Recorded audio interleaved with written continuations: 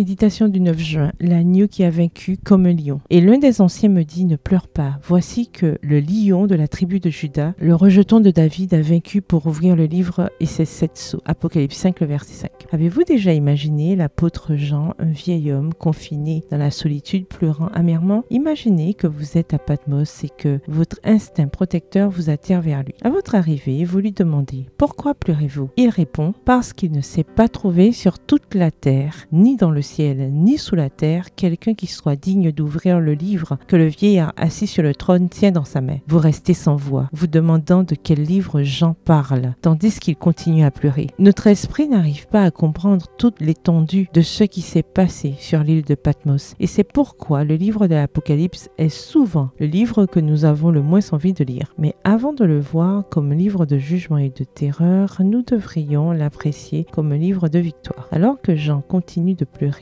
car vous n'avez pas pu le consoler, l'un des 24 vieillards s'approche de lui et lui dit « Ne pleure plus, car il s'est trouvé quelqu'un qui soit digne d'ouvrir le livre. » Aussitôt, Jean s'arrête de pleurer et essuie ses larmes. Un sourire illumine son visage fatigué. Ses yeux brillent sous ses paupières tombantes, tandis que ses oreilles sont attentives aux paroles du vieillard. Le lion de la tribu de Juda a vaincu. Jean lève les yeux, cherchant le lion, mais à la place, il voit un agneau immolé, adoré par les 4 êtres vivants et les 24 vieillards avec des cantiques et des harpes. Jean a cessé de pleurer. Pourquoi pleurez-vous encore aujourd'hui? Si vous savez déjà que le lion a vaincu et qu'il vous a racheté, vous avez bien assez de raisons pour arrêter de pleurer. Il est probable que les larmes ne sortiront pas de vos yeux et pourtant vous vous plaignez encore de votre sort, de la misère de ce monde, du mal qui envahit et détruit, des dirigeants de l'Église, de la maladie, du silence de Dieu et d'autres raisons que vous êtes seul à connaître. Ne pleure pas, voilà l'ordre. Il n'y a aucune raison de rester plongé dans la tristesse et le découragement. La bonne nouvelle, c'est que Jésus s'est battu pour vous comme un lion et qu'il est mort comme un agneau pour que vous ayez la victoire aujourd'hui. Ne pleurez pas. PS, heureuse parce que l'agneau a déjà vaincu. Bonne journée et que l'Éternel vous bénisse.